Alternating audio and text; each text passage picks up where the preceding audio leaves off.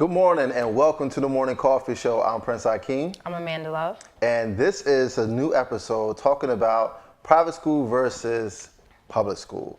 And we want to get your opinion on it. So make sure you comment down below and let us know what you think. But we're going to jump into it, man. I'm very excited to talk about it. For one, I went to public school. I went to both. And so I think looking at both of those opinions and perspectives is going to be interesting. I'm kind of for both, actually, even though I only went to public school. Mm-hmm. I enjoy going to public school. I learned a lot. I learned a lot of like interpersonal skills, you know, how to deal with criminals. I did. I went to public school that wasn't like the most nicest schools in the world, but I learned how to navigate through, people How to deal too. with criminals. Yeah, I had to deal with criminals, all kind of criminals too. The gangster criminals, the white collar criminals.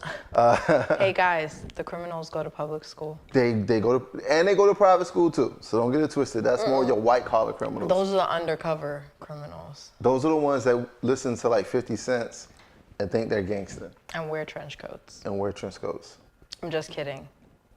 We're not stereotyping anyone. Oh, wow. Okay.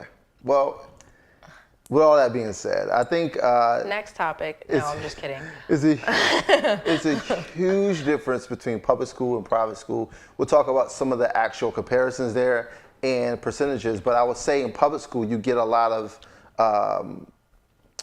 people where you have a mixture of different cultures, but I've noticed, even though you get a mixture, is a lot more of one than the other, depending on where you actually go to school, like your community. The community that I lived in, we got bused into a particular school. Mm-hmm. So even though we were going to a kind of a rough school, depending, like elementary school wasn't too bad. Middle school definitely was bad. High school, really bad. But elementary school, it was more white people than it was black and brown people. And you felt it. It was very different. They were treated a little bit differently. Was given a little bit more leniency when it came to certain things. And I realized at a very young age, the curriculum in private schools were really far off. I think so. It depends on a lot of things, on which one I'm for or against. So obviously, I have a child. Right. My child attends private school currently. Okay. But I think there are a number of reasons why you would choose one or the other depending on the person. One is going to be cultural. Mm-hmm. The area you live in, because different areas have better quality public education than some other areas do. Right.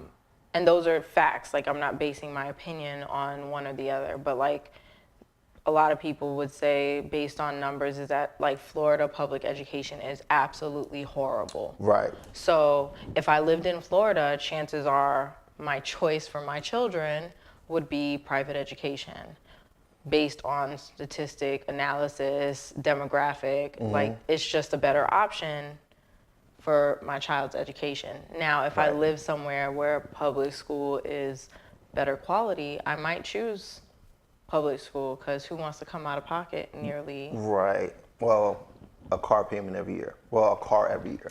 But I would say this: why do you think like public schools have so much bad rap, especially like in Florida? Why do you think the schools are really bad? Like, of course, I did research. I know, and I appreciate that. I always do research. Yeah. So the reason why some public schools, I won't say all, but some public schools have a bad rap is because, one, your teacher to student ratio. Mm-hmm. So you have less teachers for a lot more students. So teachers are more likely to suffer from burnout. They're more likely to be overwhelmed. They're more likely to suffer from some type of mental illness. I'm not saying that they're crazy. I'm saying that they can be depressed or have severe anxiety, or because it can be an overwhelming environment. So after a significant amount of time, those things take a toll on you, and they take a toll on how you perform your job, like any job. It's not to say that teachers are one or the other, but there is something to be said for public school education, because there's a good percentage, I don't remember the exact number, but I had it though, where it said somewhere that teachers that teach in public education have across the board in most public schools have more experience than teachers that teach in private education. Right. Year wise, I think it was like 10 years versus like 6 or 7. Okay. Now, then you look at the opposite side of that is that you also have with public school versus private school, principals, like lead staff in public schools, so like student faculty, principals, things like that, people that are in charge are more likely to be much more educated than that of private schools. Right. Because private schools are privately funded, they don't have to go by all the red tape Right. that public schools do. Right. And that was another thing too. Like the private schools have the autonomy to not take a student in based off of certain things. And it can be some of the smallest details, and we'll talk about that as well. But kind of backing up a little bit about where you are demographically and where the community that you grew up in, even the background of your family. If you're not able to afford private school, then you're kind of forced to go to public school. So one of the comparison is tuition enrollment. You have to pay tuition to go to private school, and it's free to go to public school. It's funded by the government. Your taxes go to that, right? Exactly. And the average tuition for a private school is about, per child, like $9,000. Yes. But as you realize, for public school, the amount for each child the government has to pay for is about $12,000. So you pay more, but not personally out of pocket, but per child, it costs more to go to a public school. So you ask yourself, why does the children that you had to put more money into are not getting the best educations? Now, that's another comparison between private and public school too, is that you have less children in the classroom in a private school versus a public school. So where you may have 8 students in the class, and public school, witness to that, right? You have about 20 in a class. To 30. Right, 20 to 30 kids. So the National Center for Education Statistics, right? So of course I had to pull up numbers. The National Center for Education Statistics reviewed the average cost of private school, averages at about $10,740 per year. So that's about $1,000 a month. Right. Give or take. Their statistics also say that it can range as far as finding lower cost private education can be anywhere from $5,300 to $25,000 a year for, and this is talking like kindergarten people. This is not like, Oh yeah, this is not high school. this is not high school. This yeah. is not college prep. This is like a regular old private school. The cost varies depending on the type of school children attend. And Catholic schools, surprisingly so, were lower cost than most private education. Wow. And then the highest schools they came across were schools that were private school funding, like boarding schools, stuff like that, could range anywhere from $20,000 to $40,000 Right. a year. Right.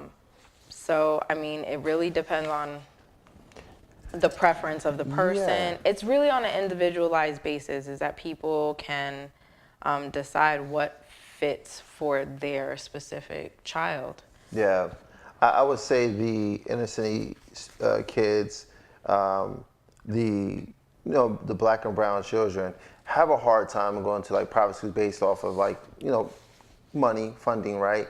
So you get things where in public schools the books aren't updated, teachers aren't being paid better salaries, so you're not getting the same quality of education as you do in a private school. So you got 8 to 10 kids in the class, the teacher is not overwhelmed, they can perform better, and the books are updated. If a parent, so you have your child in private school. I do. If something happens or you feel that something's more important into the curriculum, you can voice your opinion and possibly be heard even more versus having a kid in a public school, because You can't do anything. it's made by the government. The government funds the schooling. So wherever the government agenda is exactly what they're going to do. So it doesn't matter how you feel about it. It's whatever they want to teach your children in school is what's going to be taught. And I think that's where we kind of have to stop to think about what do we want for our children education-wise. Because when you send your kids to school, especially public school, whatever the agenda is what your children's going to learn. Your kids are not going to learn everything they need to learn in school. It is the parents' job and responsibility to enforce more than just what they learn in school at home. It starts in the house, and when they come home, you need to debrief their day. Ask them, how was their day? What did they learn? Enforce things that they need to know, because there's a lot of stuff is left out because the teachers don't have the resources. They can't change the curriculum. I had a teacher that literally told me, I would love to teach your children this, but we can't. So that's going to always be your struggle with public school. It's run by the government. They tell you what to, I mean, they're paying for it. So they get to allocate where that money goes and what programs it goes to. Right.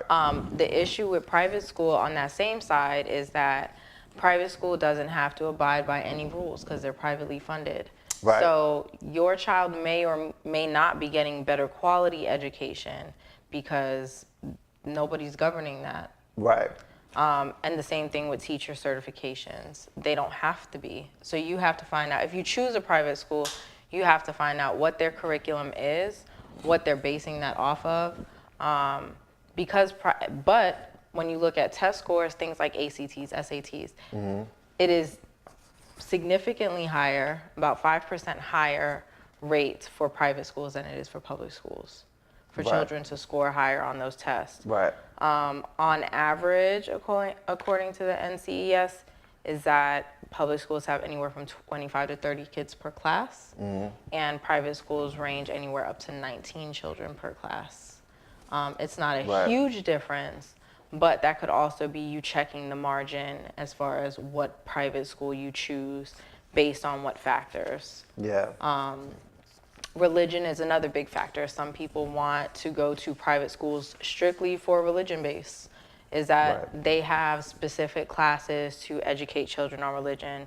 Some private schools have, I would say, a more old school way of going. Is that like when we were kids, we had like music class, gym class, and all of those things were very separate. Right. Now it's just like you go to school, and if you don't want to do this class, you could do this class instead. Yeah. So that's another thing that I looked at. The other part of that is children with special needs. Yeah. Most parents would say, oh, my child has this and this and this. I want them to have individualized attention. I want somebody to be able to give them the attention they need because they can't pay attention in a big, huge class. And the truth is the exact opposite. If your child has special needs that need specialized attention, private schools are usually not equipped to handle that. Exactly. They're usually not equipped for things like therapeutic day treatment or having a therapist come into the school, or if they have some sort of like gross motor or fine motor issues, things like that, they cannot accommodate those needs in a private school. Yeah. Now, Usually, unless you ask. I did hear they actually can turn your child away if they need extra special care. They can, because, well, and that's in the best interest of the child, right? Because if they can't accommodate that child, then what are they going to do? They don't have, usually public schools are not equipped to like separate that child and put them in a separate class because they don't have special classes. Yeah.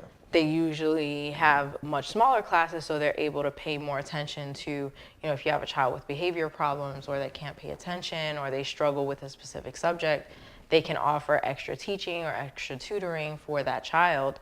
But if they have something like a learning disability where they have to learn a totally different way or at a totally different speed than the rest of the class, usually a private school can't accommodate those needs. Yeah, which, you know, like you said, you got to do your research. You got to know your child and your child needs, how they learn, and if that's going to be a good fit for you. I mean, the school is not cheap.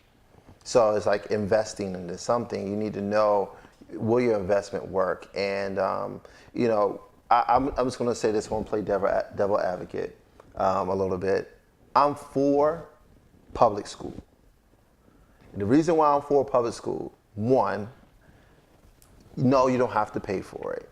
It's still a form of education, and I believe it starts at the house, right? So if you're training your children to learn a certain way or how to go in school, to conduct themselves while they're in school. So the biggest thing is that when children go to school, I don't care if it's public school or private school, is when they enter into that school, they're no longer under your supervision, is what they decide to do while they're in that school. Now you have children in there, they just want to learn, they want to get all the information that they can. Then you got the bullies that go to school. Then you have the ones that just want to be popular to go to the school. Then you got the ones that just want to disrupt the class while they're in the school. Then you got the ones that just want to be, whatever and not really fit in anywhere. They just want to get through the day, right? So I think there's a lot of diversity but there's diversity in all of those schools. There's gonna be those groups in any school that you go to. But most of the time, though, man, I would say this: if your parents are paying for you to go to school, you're more likely not to go in there and screw off. Like you're going to go in there and at least have more of a focus on your day. So here's from a parent that takes their child to public school. Okay. BS. You mean private school? I mean private school. Yes, that's BS. But see, your child is a younger child. Yes, but what I'm saying is that our children are like a direct result of whatever it is that we're doing. My decision to put my child in private school I was one of those parents that said, like, I feel like she needs one-on-one attention. She needs somebody to motivate her, to encourage her, because sometimes she's just not motivated in the academic, anything academic. So I felt like she needed that one-on-one attention, less stimulation, less people. And the other part of it was I felt like it was a safer environment. Because it was smaller. Right. I've had my child in private education since preschool, so for years. And slowly, my opinion has shifted a little bit. I agree with, people thinking safety, because I think that schools are getting better, but it's definitely easier to walk into a public school and not be noticed. Yeah. And to just if that kid knows you, you could just grab their hand, like, come on, Billy, let's go. Right. And they could just walk out right with you and nobody would know the difference until later. Yeah. I've had plenty of friends that their kids get on the wrong school bus, go somewhere they're not supposed to go, or don't come home at all, and there's no way of monitoring that in such a big area filled with, thousands of kids, or sometimes 800-900 kids in one school. Now, there's also the other part of that where it does teach your child some independence. It teaches them to be accountable for their own actions. So that's being in a public school. In a public school. Absolutely, because to your point, the world doesn't operate like that. You don't go to work and only work with 8 people. Like you go to work and normally, you're either, depending on what type of job you have, you deal with people, customers on a regular basis, a lot of people. And so the ideal that you're only going to be around a handful of people throughout your life is kind of a skew ideal for the child. But they're not in class with 8 kids. They're in class with 12, 13, 14. All right, so then what I'm saying though, how much interaction they have with the rest of the school? They have interaction with the rest of the school. Okay. They do. When I take her to school in the morning, she goes into probably not as much as public school. No, it's not as much as public school. Because public school is going to teach you how the world operates. The world operates where you're going to deal with different type of people. Private school teaches you how to operate with the rest of the world too. It's just on a smaller scale. And also, to your point of being more independent, you have to manage. So for public yourself. school, I will say that I agree with the sentiment of it does create more independence because you're establishing a basis of I have to operate this on my own, and there's 800 kids in the school. So yes, I understand that. I'm not saying I disagree. There are certain aspects I like of both. And I think that some of that stuff has kind of crossed over since I was in private school. I was in private school as a child, very young, and I went to Catholic school, so it's different. Right. It's just a different environment altogether. But there were some aspects of being in private school that I wish I would have had in public school because, things like uniforms. I loved I didn't love it at the time, hated it at the moment. But now I wish my daughter wore a uniform. It saves you a lot of time and money. I wish it were you. Now, I do know that there are some schools that are public schools that have uniforms. Yeah. I would love that. Yeah. I think it saves a lot of time. It does. Money. It saves a lot of parents from bullying. Right. And You didn't have the latest this or the latest that. you don't have to worry about it because everybody's wearing the same thing. Nobody got to worry about you're wearing the coolest whatever. I mean, I remember when I was a kid, the only thing I thought about was my socks and shoes. Because I was wearing like a little plaid skirt and a blue button-up shirt to school every day. So I was like, my black shoes, whatever they are, they have to be amazing because it's the only thing I get that's mine. Yeah. But because I remember coming here, see, I went to Catholic school in New York. I remember coming here and going to public school and thinking that was like a big thing for me. Like what to wear, how do I wear it, can I wear this to school, what's allowed, what's not allowed. Right. It's a totally different environment. And then if you didn't meet some standard of what other kids thought you should be wearing, they made fun of you. And so you went to school every day more stressed out and more concerned with what you're wearing or not wearing, rather I'm going to school to learn. Well, I like that fact because in school it allows the child to focus on just learning. Education, not the fashion part of it. But then I also have to say this, that's not real life. Real life doesn't operate like that. That's why if you join the military, it does. It doesn't work that way because the military is not the whole world. No, and that's what I said. Like I really for public school for a few reasons. One, it gives you a real life view of the world. Now, how you maneuver in that and how you navigate through that is going to be on you. I went to a school that had no walls. We didn't have walls or doors. And the only windows we had was in the front of the school and the back. This is my high school. Front of the school and the back of the school. So you may have somebody teaching algebra over here and learning world history over here, and you have to focus on your particular subject. What that taught me was how to focus, how to multitask.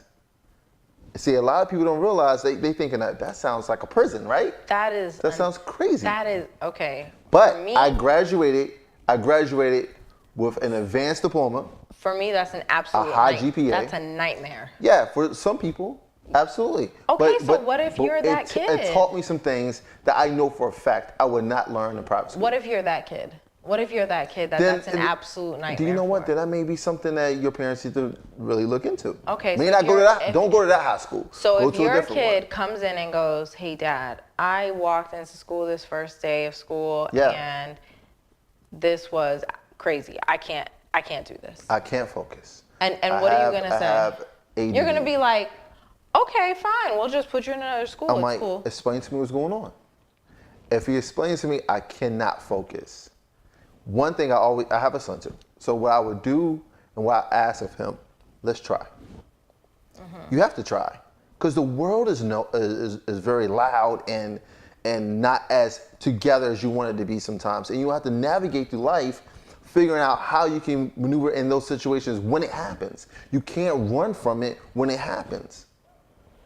We a lot of times are looking at when we get some money, we want to put our kids in public school, or we stress ourselves putting our kids in in private school. We stress to do that, but not realizing that what we have is really good enough. I listened to an interview, a debate on this, and Killer Mike made a good point. What we have in public schools are good enough. We just have to apply ourselves and figure out how to maneuver through those things. That's how I feel about it. Now, private schools are great. Don't get me wrong. If you can afford to put your kid in private school, or if you want to do the best you can to put them in private school, do that, right? The United States has one of the worst education systems in the world. But this is where we are. But we have a lot of millionaires. We do. We have a lot of entrepreneurs. And we have a lot of foreigners that are over here making a whole lot of money because they came from a place that values education. Absolutely. So what do we do as a country? There's a lot of changes to be made. I'm not saying there isn't. Mm-hmm. What I'm saying is there are some things that can be valued from both places. Yeah, I'm not talking bad about public school.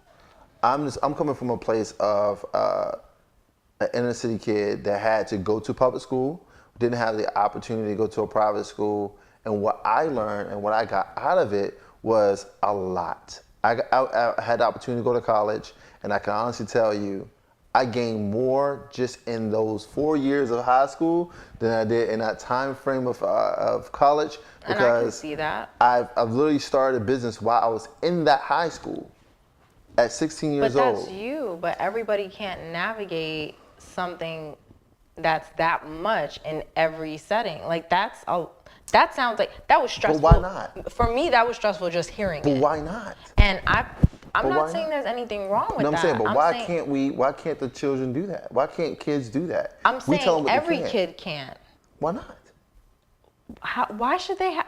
Like, I don't want to learn in an environment where I'm hearing a million different other things. I can't learn that way. Okay.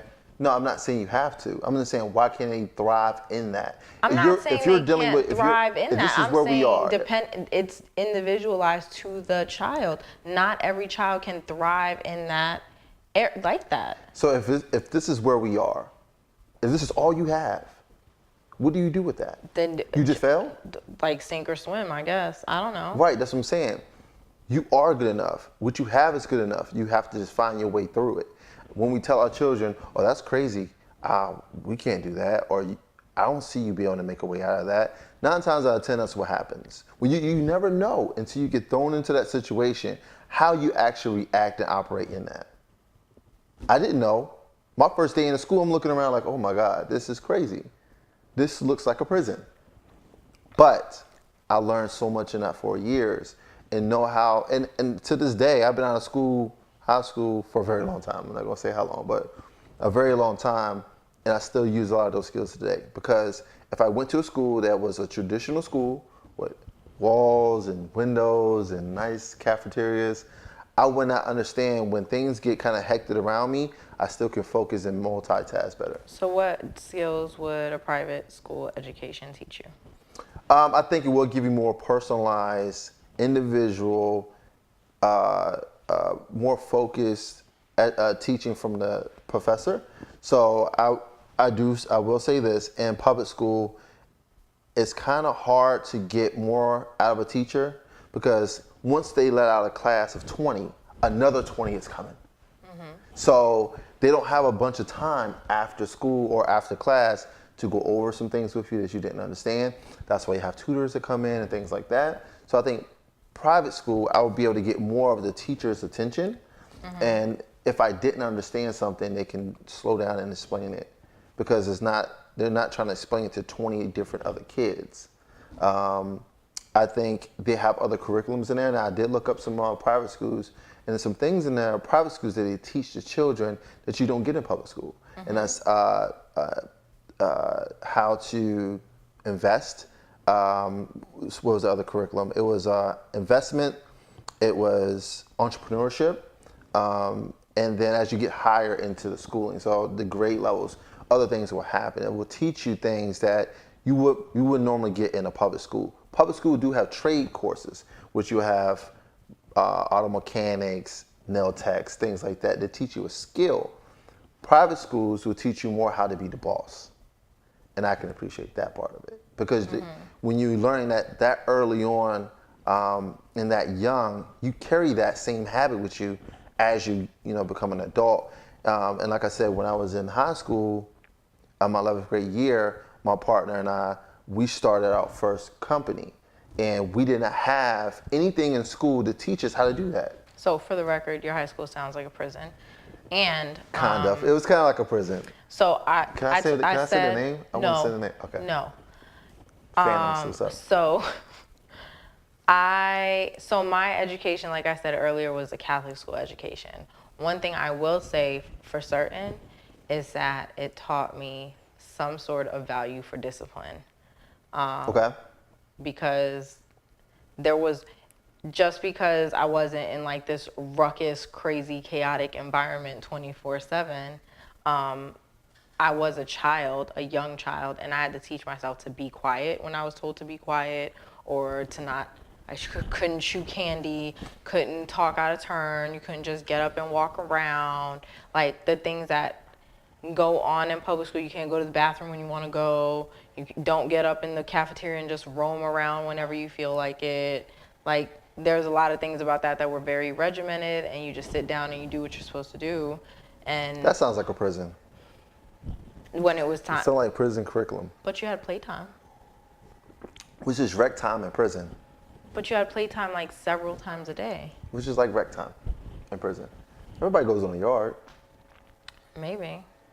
Or we could just have recess all day and have teachers like stationed around the playground, and they can give their lessons like that, and we could just hope whoever's paying attention catches on. And if they don't pay attention, happen? I'm just asking. Oh, no. Like, that was yours. No, actually, what you mean? That was mine. That was your high school environment. Kind of. But I mean, even to kind of touch on that, I believe in like, they have certain like Montessori's and things like that, where the teachings is way off what you normally would hear and see, where you have teachers on the playground, you have class outside. Those are the things that I'm really for too, because I believe people learn differently. You can't have the same, children can't learn the same exact way, right? When you make things just as important as math, like art and music, those are, it holds the same amount of weight as math and science, because. So this speaks to the importance of doing research. Right. And really taking the time to get to know your kids and to get to know what they like and how they learn and what they pay attention to and what they're not paying attention to. Because if you're thinking from your own perspective, what's best for me or what I like the most, it's not for you, it's for your children. Well, yeah, well, I'm saying you have to ask your children. You got to know your children. I know my son, he learns better when he stands. But in public school, they don't let him. So when he stands up to take in information, to do a test, they say sit down. If he doesn't, now that's a problem. It's a discipline problem. But the good thing, so here's your good thing about public schools, is that, again, knowing and understanding your rights as a parent, and what you can, how you can advocate for your children in those kind of settings, because public school is public school, and yes, it's funded by the government, and they have certain rules and stipulations, and I think people are so taken back by mental illness or mental health or anything like that, so they like, as soon as they say something like an IEP, that's an individualized education plan, or a 504 plan, as soon as you say things like that, they're like, oh, there's nothing wrong with my kid. And those are not things that are specific to a kid with a mental illness or diagnosis. Those can be things just like what you said. Yeah. My child learns better like this. And as long as you can advocate for them, take them to a doctor, take them to a pediatrician and say, look, this is an issue I'm having with my son or my daughter. Right. They are, they're obviously having an issue with like simulation, or they need to stand up in the back of the class to learn. If you can get a professional to write that down, you can advocate for your kid just like that. They'll give you a 504 plan and say the school has to abide by this. Absolutely. And to your point, so that I had to do that. So they'll allow him to do so. It's not that he has a learning disability, it's just how he learns. So, I had the opportunity to train people, and, the first question I asked is, how do you best learn? Like, what is the best way I can train you or teach you? Everyone is not a kinetic learner. People like to research and read and take in information and then do it. Some people they like to touch everything. So, but to your point, knowing your rights and your children's rights, because a lot of times they can get frustrated not knowing that, hey, this feels better for me versus I'm forced to do this. And you have to allow them the space to be able to do that. Because most parents don't, and it's not like a defect we have, it's just natural for us, is that we think we're parents, we've learned, we went to school, so this is what would work best for me. Absolutely. So this is what I want for my child. Yeah. And I think even me personally, I would confess and say I was one of those parents. Like I was thinking about what would work best for me, what I wanted for my daughter, because of what I feel like I should have gotten as a child. Right. And as I started navigating those things on my own, I started to realize like maybe what was working for me doesn't work the same for her. Yeah. And expressing frustration or how I was taught may not do for her what it did for me. You know, if somebody Right. stood over me like, just do it, hurry up. Right. For me, I was like, oh, let me hurry up. Yeah. For her, Shuts it's down. a no-go. It's a no-go. Yeah. It's like, I'm done. I don't want to learn anymore. You shut your kid down. So learning how your child learns Yeah. and what's going to work best for them and what kind of services are available in the setting that you choose. Like you said, there's Montessori schools. I know, like my nephew went to a Montessori school and they had a garden in the back that they like, that was class time for them. They would go outside, plant plants, learn about agriculture. They had pets that they took care of in school. Yeah. That was also like set aside time where they had like 20 or 30 minutes where they could go do whatever with animals. I mean, there's a range of things that if you feel like this is important for your child to learn, you could take them and find that environment and make it happen. Absolutely. I mean, the biggest thing is this. The school education system is not the only person responsible for your child's education. I don't care if it's public, private, charter, Montessori, I don't care what it is. You can send them to a boarding school. They're not responsible for the sole education of your child. Education is beyond just a book term, learning math, all that stuff. Goes way beyond that. Interpersonal skills, how to be responsible and take responsibility for the things they do and don't do, that comes from home. And when you ask your child, what can I do to help? When you see them struggling a little bit, don't get upset with them. They're struggling, they're a child. Imagine how they feel. I think when you go into a private school, you get a little bit more of that warm and fuzzy feeling. Like, I mean, because the teachers do care a lot more than public school teachers. Because the public school teachers, they hate their job most of the time because they're not getting paid. They have to deal with your child. They have to babysit your kid. That's another thing too. Because when you send your child to school, how they are at home, they're going to be 10 times worse at school.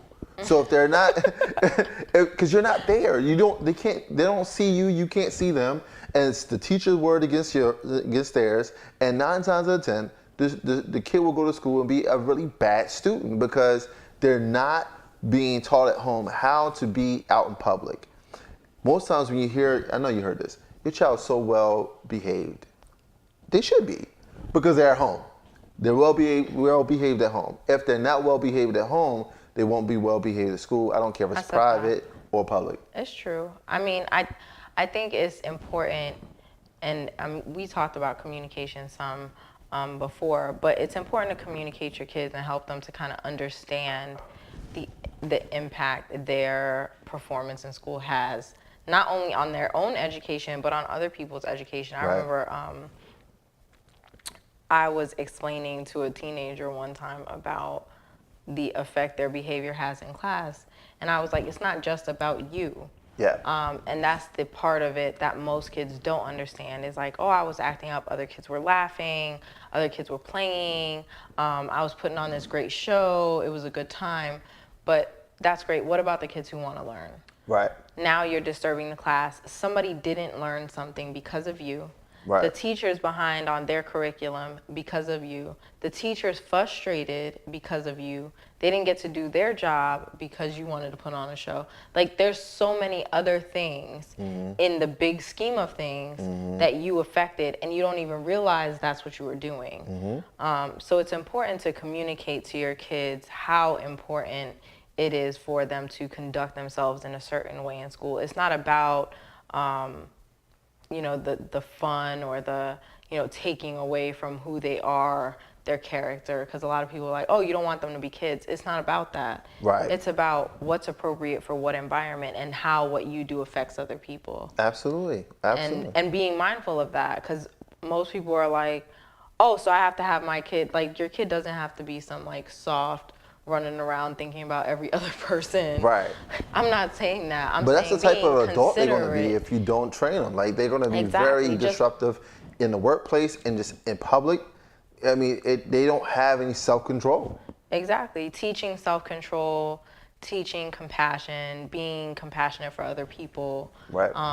and teaching them how their actions affect what's going on around them. It's like we all touch each other in some way, shape, or form. Yeah. And allowing them to see and understand that, having a tangible sense of what that looks like. Like my daughter, I always, I try to, I won't say 100% of the time, but I always try to take my cart back in the store. Yeah.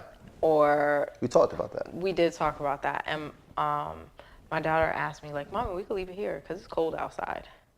And I was like, no, because if we leave it here, somebody else just has to come get it. And I'm making their job harder than what it needs to be when I could just like walk it right there. Now, don't get me wrong. I'm not saying it never happens. Yeah. Because some days it is freezing or it's pouring raining. And that is somebody's job. Right. But the idea is that you change something Yeah. by going a little further. Yeah. And if that means, hey, I feel the impulse to like act up in class or tell a funny joke, you can save it. Yeah. It's okay. You save it till recess. You go outside, like, I've been meaning to tell you this joke. But you have to make sure you Right. choose a school that has recess. That's important too. So, doing your research, like you said, on your not just the school, but in your children, but just what do you want your child to walk away with?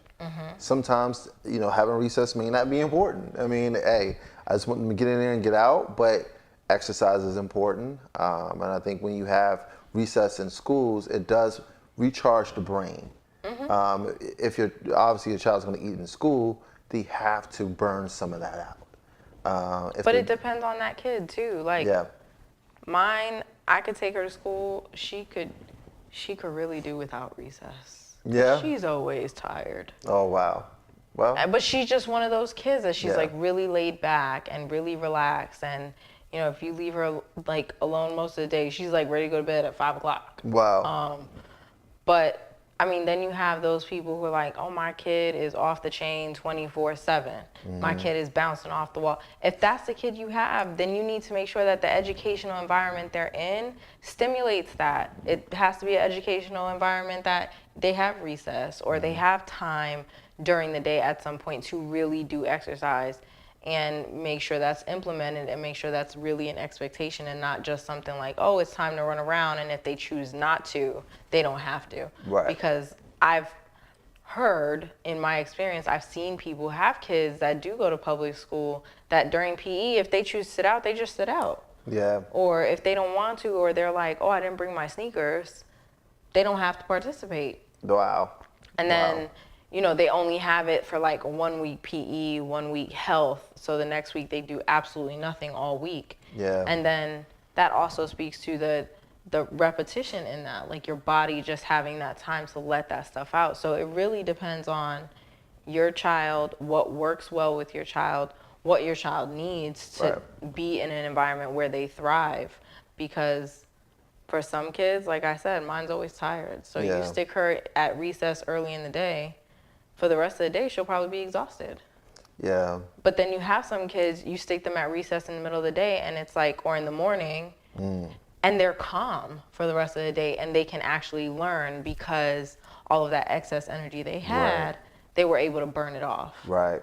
I want to kind of go back to this real quick and reiterate what I was saying about just schooling itself. One, I learned that in Vermont, the tuition for private school is up to $36,000 a year now. Yikes. So, is it worth it? Maybe. Where are the kids learning? I would love to know. That's a lot of money. That's per year. For $36,000, per they year. better be brilliant. It should have a graduation and college rate of 100%. So everyone should graduate, obviously, and then go to college immediately afterwards And get accepted. with to a scholarship yeah, for for whatever. $36,000 a year. Here's the other thing with that is that if I'm paying that kind of money, not just $36,000, I'm talking like $25,000, $20,000. Yeah. If I'm paying that kind of money, there has to be some concrete, tangible, statistical evidence, some data somewhere saying if my school, if this is the school my child goes to, there has to be something that sets what my child is learning apart Right. from every other school that she would go to. Yeah. So my part of the reason why she goes to the school she goes to now is because they have a Spanish immersion program. Nice. So they teach Spanish. Part of their curriculum is that they teach Spanish in the school from the time that the kids are in kindergarten. Wow. So That is rare. it is rare, and in this area, that's the only school that does it. Wow. So that was important to me culturally, because I didn't want her to I didn't expect her to be in kindergarten and wake up one day and be like, hey, I'm fluent. No. Yeah. But I did want her to have some basis of appreciating learning a different language. And there is some data that shows that when a child learns a second language at a young age, that they're more likely to have a better learning system, that their brain functions differently as they get older and they intake more information. Yeah. So there was a lot of things that helped me to consider that. They also have a regimented program where they go to a music class. They have a lot of amenities when it comes to that school. They could take dance or music or chorus or whatever after school time is over. So there were a lot of things that helped me to kind of lean towards her going to that school. But again, there are the downsides too, where they don't have any kind of specialized education, or when they do integrate with a bunch of students, they're not students of the same age. So she could be playing with a small child, or she could be playing with somebody that's 9 or 10. But I see an issue with that. Of course, and that's what I'm saying. A huge issue. Those things are kind of that's a little bit much. Those things are kind of where I'm they do now. I won't say they don't separate them at all, but in some environments, it's possible that they can crisscross because it's a small school. Right. So in those environments, sometimes I'm I don't know if I like that so much. But like I said, anything is going to have its ups and its downs. And it's a matter of doing research and understanding what your child needs. And not, the hardest part, I think, is not looking at yourself. And saying, what do I believe is the right thing for me? It's so important to talk to your kids, understand who they are, understand how they learn, because just because you learn a certain way doesn't mean that your kids take in information the same way, or doesn't mean, even if I look at my child and go, oh, she's so much like me, it definitely doesn't mean that she learns like me. Right. Right. Or what I think is appropriate education for me, or what would have been, if I look back and go, oh, I wish I would have had this, or I wish I would have had that. When I first started putting her into school, those are the things I was thinking about. What I wish I would have had for myself. And now it's become so evident to me that her and I are so different that I have to think of what is the best thing for her. And not just what I think is the best thing because that's what I would have wanted for myself. I think even touching on the fact of what you think about for your children, when I looked at schools for my son, I moved to a different area. Luckily, we're in a school zone where the public school is a really great public school. The scores are really high, and the children learned a lot of different things in the school. He came from a magnet school, from the area that we moved from, so he was getting a lot of different things there too. So that's what I'm saying. Public schools do have certain programs and different type of schools other than just a regular public school based on where you are, and research it, because even if you're in an area where the school is not that great, you may be able to get bussed in from, your child might be able to get bussed into a different school, but it starts with them where they're really, really taking school serious. And this is the biggest thing too, parents, is that the schools, I don't care what school it is, it's only really teaching your kids how to really take tests well. How to test well. I disagree. That's really, really basis on when you're basis on your child only can advance to the next grade if they test well. Then you have the SOLs. But see, you have all the other but tests. that's just public school, because private schools don't have to do that. And so how do your child advance in private school? They do tests, some, but they're not always just written tests. What is a test? Some of them do oral tests. They teach you how to test well. Some of them do oral tests though. Some of them I've seen it, especially in my daughter's school, where they do testing in a way that the kid doesn't even know they're taking a test. Okay. So they do it on a basis of like, has this child really learned? Now, again, that goes to like, you don't know unless you do the research what the standard is for passing in a particular private school. Right. You have to ask the school. I'm going to ask you. Mm-hmm. So your child's been in private school now for like 2, maybe almost 3 years. Almost 3 years. So how are they based that your child retained information? How are they based that the child can advance to the next step? They do assessments. I'm not saying they don't. Yeah. What I'm saying is the way that's conducted is different in different environments. So some schools have it to where they do assessments throughout the year to ensure that the child stays on a specific learning path. Right. And I know that those kinds of things happen more in a private school setting because public schools, you're talking about classes that, and that's why I said it's different. My daughter's school only has 13 kids, 13, 14, maybe 15 kids in the class and 2 teachers. That's not going to be the same in every school, especially not public school. You got 1 teacher to 20 or 30 kids. They don't have the time to do an oral test or to have every child demonstrate that they're capable of doing something on a level where they're demonstrating it out in action. Right. Now, I have also seen where public schools in this area, specifically in Virginia Beach, where they have a policy called No Child Left Behind. They have it in a lot of areas. Yep. Some aspects of that movement I do not like.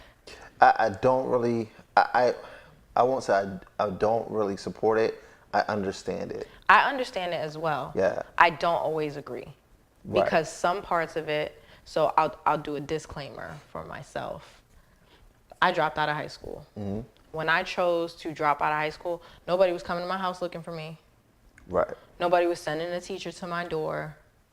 It was my responsibility to get up, and I dropped out of public school. So it was my responsibility to get up and say, I want to improve myself by getting my GED, going to college, getting a bachelor's degree, getting a master's degree. It was a choice that I had to make on my own. And I had to take responsibility for the action that I chose. When you say no child left behind, you're chasing down kids that don't want to learn in some situations. Right. And you're wasting teachers' energy and time on children that are basically beating them up and not appreciating them. But you also gotta understand too, like you gotta find out why. Right? So if you just say, oh, they don't want to learn, they're out, just we'll focus on the ones that want to be here. It could be something that you could do to help the child. If no one at home is trying to help, imagine you're going somewhere you thought that maybe an adult would care, and if they come looking for you, or if they stop and they really see what's going on with you in school, I appreciate that part. Because what was happening, so I did look into the No Child Left Behind, why it came to fruition. It was just that children were being left behind because the teacher was doing that. Well, they don't want to be here, let's move on to the ones that want to be here. Versus saying, hey, this child doesn't have food at home. They don't have any water at the house. The parents is barely home. They don't have any parents. The child is being abused at home. And so we have to be more attentive to the children. I think that's the difference between public and private school as well. Private school, someone always will notice what's going on with your child. Yes. They will pay attention because they have to, because there's not a lot of them there, right? And if the child drops out in private school, the school loses money. That's a fact. And they pay attention. So they're like, why? What's going on? I'm coming to your house and we're gonna have dinner because we're gonna figure this out together. I want to continue having your money coming into my school. Public school, you got, I don't know, 300 kids. Each one was worth $12,000. It doesn't really matter if one or two drop out. Exactly. They're like, okay, but No Child Left Behind is saying, look, you are still valuable. A lot of our Black and Latino and minority kids were the ones that are being left behind because didn't really care. So they had to do something different. I'm on the fence. See, because I get so that. So you're more like just leave the kid to their own vices. No, not at all. But I'm saying, just like you said, somebody. I think there should be. No education system is perfect. Right. And there's a lot of aspects of it I don't agree with, because I think that sometimes you get teachers who spend their time and energy on children who really just don't want to be there and don't care. And then you have a teacher who's getting abused basically because the kid is like cursing them out and whatever, or just, like, F it, I don't want to be here. Or get out of my house, because they're coming to their house. And they do that in public school. Even here in Virginia, like, they send a teacher to your home if you cannot physically come to school for whatever reason. Yeah. Then you have things like, what is that? School, Renaissance Academy, where kids go, like, for kids who got in trouble, kids who are having babies, kids who have like a record, and they're trying to finish high school. Some of that, I'm like, okay, I get it. But then some of it, I'm like, how much of that is just reinforcing the bad behavior they already have? Because if I take a bunch of kids who are criminals and I put them in a school and say, you're confined to this hallway, you're confined to your classroom, I lock the doors, you're not allowed to go. So I'm gonna put you in jail, pretty much, in a learning environment with a teacher, lock the door, you're not allowed to walk down the hallway because we don't know what you're gonna do because you're a criminal. So are you just saying leave the kids, just let them do what they want to do? No, I'm saying if you're gonna do it, I mean, I don't have the right answer. Right. I think I kind of feel like if you do it that way, if you're putting them all in one school or one environment, you're not teaching them anything by institutionalizing them further. I disagree. You are teaching them something. You're putting them right back in a cage. You teach them if you don't do better, you're going to jail. This is where you're going to be forever. Like, so this is how this looks. So why not put them in there and put them in your high school? An environment like that. Oh, they're in my high school. They're in there. No, but I'm saying in that setting where you're locking classrooms, you're not allowed out without security. You know, you have to be handheld to every classroom. Yeah. I feel like you're reinforcing bad behavior because you're not teaching them that they have to regulate how they behave. Yeah. You're teaching them that you did this, and as a consequence, we're gonna make sure you don't get left behind in your education. Yeah. But we're gonna put you right back in the classroom and lock you up so we can contain your bad behavior. Yes. So you don't disrupt the rest of the kids that want to learn. But my thing is, I'm not going to just give you an out. You don't have an out. You don't just say, I don't want to do this no more. Because you have to go out and become a productive citizen of our. But if you don't learn it in school, along with part of being in a learning environment is learning to learn amongst other people, not put me in a cage. You had the opportunity to do so. You chose otherwise. So now I put you here and you won't learn anything. I'm going to put you in a space where your only focus is to learn. And what happens when they get done? Okay, then you go back out. I gave you an opportunity. So that's the thing. So I taught you math and no communication skills. No, I don't believe that. Now, there was something similar to Renaissance that was in my area, which was a skill center that all the bad kids went there, right? But did it reform the children? I wouldn't say that. I said it still gave them an opportunity to learn and graduate, right? So those interpersonal skills that they didn't learn or they didn't grab from when they was in the regular school, that's kind of like out the window at this point. The only focus is to get you educated to the point when you are back into society as an adult, that you have the general skills and the knowledge to actually be a functional adult. When you leave people out to their vices and say, look, I don't want to go to school, I'm out because I just want to sell drugs, I want to have babies, I just want to act wild. And then you say, all right, fine, I don't want to deal with you. You just kind of threw them out to the wolves. So you think school's only job is to educate them on like core subjects? Yes. So schools to me is just this. I don't care what school you go to. If it's a private school or a public school, it only teaches you the basics of what you need to learn to survive. So in our society, you need to learn a few things: how to communicate by reading, writing. You need to learn how to do math, the basic math. I don't understand, and I didn't understand when I was in school, when you had certain math like trigonometry and things like that, if you're not becoming something that you will use that on a regular basis, you don't need why are you failing me for this? I'm not ever going to use that. I never used trigonometry, ever. And I've done a lot of things in my life. I never used trigonometry. I used some geometry. I used some, subtraction, subtraction, addition. But other things, it's like world history. Okay, basic I'm not math going to skills. go become a politician. So I'll know the basic about world history and government and things like that. But when you're basing that, you're not good enough to graduate based off of these things, I think that's stupid. When you're teaching them the core things. I think world history is important. But why? This is the part. Because you shouldn't, you live in this country. However, I think the world history our kids are learning in school is not as imperative as they make it out to be. Yeah. I think if you were teaching valuable world history. Exactly, that's my point. If you were teaching very specific things about how this country developed, how it came to be the way it is, appropriate Black history, that's real Black history, Right. or the roots of this country, and it was specific to us and what people are learning. And I'm not saying us like Black and brown people, white people, whatever.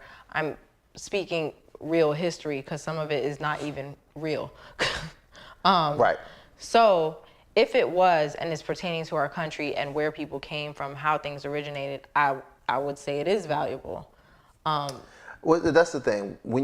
So we're teaching, if you're teaching a lesson from the history, like instead of saying Christopher Columbus did this, let's teach the history of how that was important and the lesson out Why of that Christopher matters. Columbus. Yeah. If you say this is why, this is what he did, and this is what happened, right? Great. But when you're just teaching me history, Just to teach me you're history. teaching me the past. Okay. If I really want to know that, I'll go look it up on my own. But teach me the lesson in it so that it doesn't reoccur again. I'm okay with that part. But don't just teach people history just to teach them to say I think Teach like me the past so I could geometry, gain like some principles or some Yeah. morals from the lesson in that instance, That's whatever it. that's from. Yeah, and if you're teaching people like cultural things, so we need to learn about India, we need to learn about Africa, we need to learn about But there could be Russia. a specific class for that. Exactly. So you need to learn, first of all, where everything is on the globe. And then, because you got schools that don't even teach you that Egypt is in Africa. So I was wearing this hat one time. You've probably seen it. It's like a little baseball cap, has a little thing of Africa, like right here. And this girl walked up to me and said, Is that Texas? All right. So that's why we say it's important to teach children what continents are and where they are located. And the difference between a continent and a state and a country. And a territory. But those things are important. For the because you don't want to be an record, idiot. Puerto Ricans are not foreigners. You don't need a passport to go to Puerto Rico. Some people think you do. It's pretty sad. Anyway, so those are, there is some value in some things. You just have to, you have to know. You have to be in the know. You do, but there, like I said, the system is designed to teach you how to test well, and as long as you can test well, you can advance. That's what life is really about. I know we kind of got way off the topic, but We did. We were about coming towards the end of the show anyway. But public school versus private school, I think, is a really great conversation and topic. We can be on this all day long, but we have to end it at some point. We'll love to hear So from the you. idea, guys, is just inform yourself, do your research, know what you want for your kids and what kind of environment you want them to be in, and make your choice that way. We should do a show on homeschooling. Ugh. Yeah, how do you feel about that? That's something totally, well, I guess it is a private type of. And they have that online schooling thing now too, where you could just log on. I don't know. It gets weird. It gets really weird. Hey, learning is learning, I guess. But we're at the end of the show. We thank you guys so much for watching. Make sure you tune in to the next episode of the Morning Coffee Show. Please go and like and subscribe to our YouTube channel, and also go like us on Facebook and on Instagram at Morning Coffee. Once again, I'm Prince Phakeem. I'm Amanda Love. And thank y'all for watching. Catch you next time.